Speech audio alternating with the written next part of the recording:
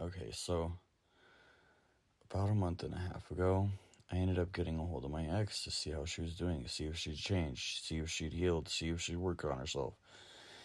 And she only lasted a week before she just basically made me feel like I never fucking mattered and treated me like shit and did the same shit that she always did.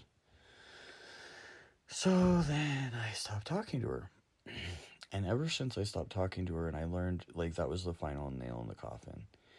And I went, oh, that's never, ever, ever going to work out. And she hasn't changed and nothing's going to work out. I have been flooded with women. And it's really weird. And so I was talking to my mom about this. And she said something that I would say to her for, like, one of the first times ever.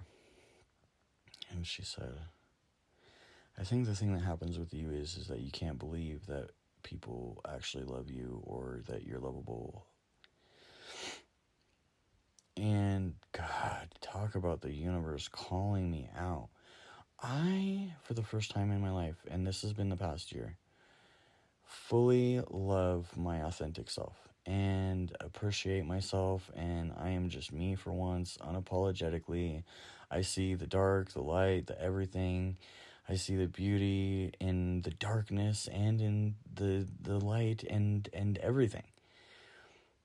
But one thing I still struggle with is that people actually like me and love me for who I am.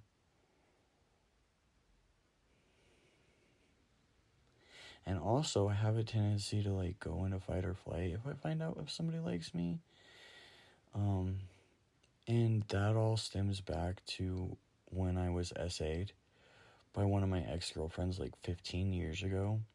We were just friends at the time. We had broken up, and I went over to her house to play Rock Band because that's what we used to always do before we dated and while we were dating. And she SA'd me, and I have not been okay since. And I've done a lot of work on it, but I still kind of, like, have the initial freak out when I found out, like, a friend likes me in that way. Healing is hard.